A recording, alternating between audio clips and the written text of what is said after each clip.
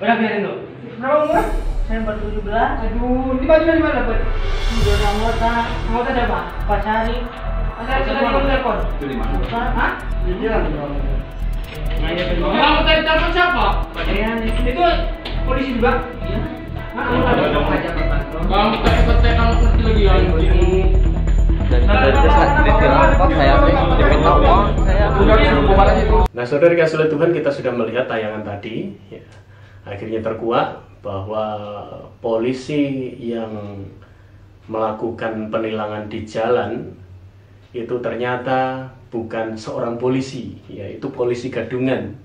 Kebetulan yang ditilang saat itu adalah anggota TNI yang sedang tidak mengenakan seragam. Akhirnya dia dibawa dan diproses di kantor polisi.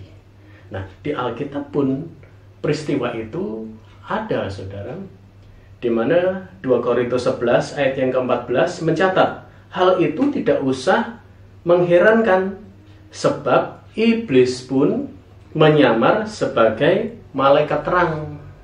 Ya, tadi bukan polisi nyamar jadi polisi. Ya. Iblis pun bukan malaikat terang, dia menyamar sebagai malaikat terang.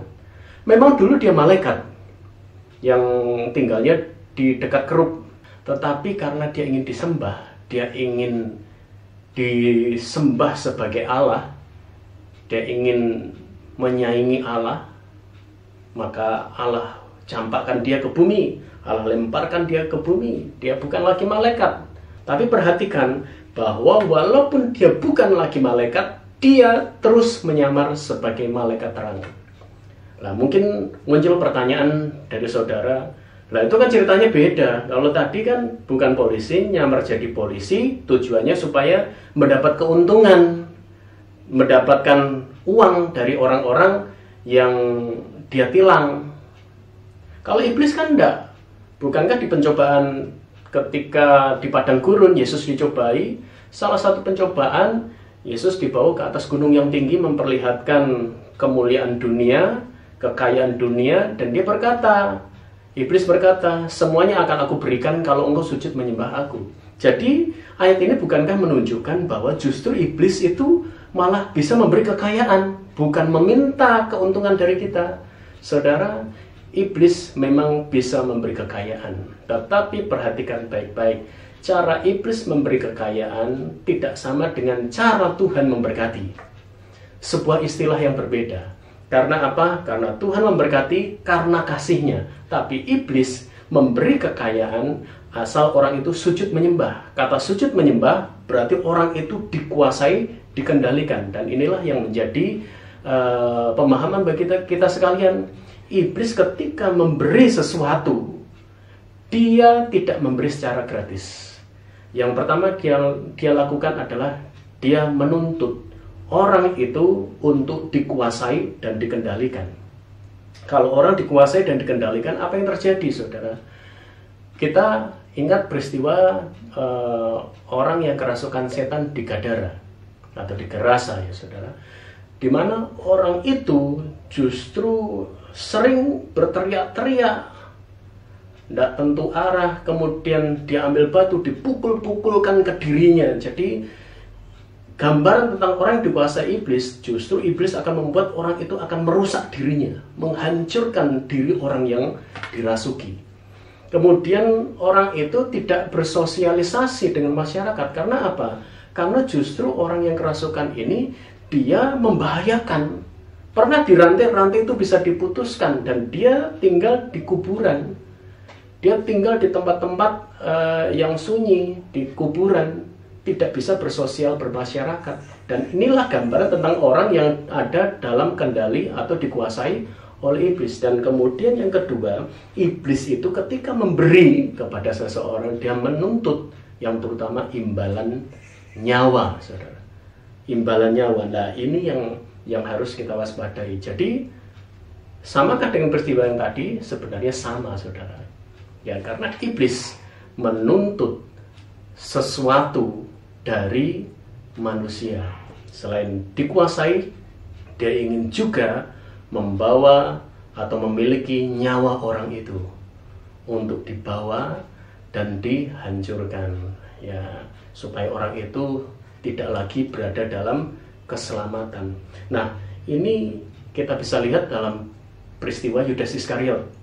Yudas Iskariot malam itu, ketika dalam perjamuan malam setelah menerima roti, justru Yudas kerasukan iblis dan dia lakukan apa? Dia menjual Yesus dengan 30 keping perak. Yohanes 13 ayat 27 bagian A. Dan sesudah Yudas menerima roti itu, ia kerasukan iblis. Jadi iblis selama ini sudah berkarya menguasai dia, dan malam itu benar-benar iblis membuat dia kerasukan, dan akhirnya dia pergi meninggalkan ruangan perjamuan itu, dan dia bawa pasukan untuk supaya Yesus ditangkap dan kemudian disalibkan. Tetapi memang kita lihat Yudas melihat hal itu, dia menyesal. Pertanyaannya kan, kenapa dia tidak bertobat? Kalau Petrus menyangkal Yesus 3 kali, sebenarnya kesalahan Petrus lebih parah daripada Yudas kalau terhitung, karena sampai 3 kali, yang ketiga kali dia bersumpah tidak mengenal Yesus. Tetapi kenapa Petrus bisa bertobat, Yudas tidak bisa bertobat?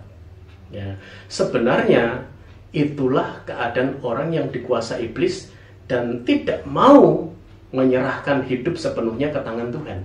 Sehingga walaupun dia menyesal karena iblis sudah menguasai dia, dia tidak punya kendali untuk dia bisa memiliki kuasa untuk bertobat, ya, kemampuan untuk bertobat. Karena apa? Karena memang dia sudah dirasuki oleh iblis. Ya. Nah, langkah yang terakhir yang diambil apa? Dia malah bunuh diri. Dan ketika dia bunuh diri, akhirnya mati, jatuhnya tertelungkup, perutnya terbelah. Ya. Nah, peristiwa ini untuk menunjukkan bahwa orang yang dikuasai oleh iblis, orang itu akan dirusak masa depannya. Iblis menyamar sebagai malaikat terang. Dia seolah-olah bisa menolong orang, memberikan kekayaan, tetapi dia selalu menuntut keuntungan dari orang-orang yang dia beri, yang dia tolong, ya, berbeda dengan Allah kita yang kita sembah. Kalau Allah menolong kita, Allah memberkati kita, dia memberkati karena kasih-Nya. Bahkan saat kita masih berdosa saja, dia rela datang menjadi manusia dan mati di atas kayu salib.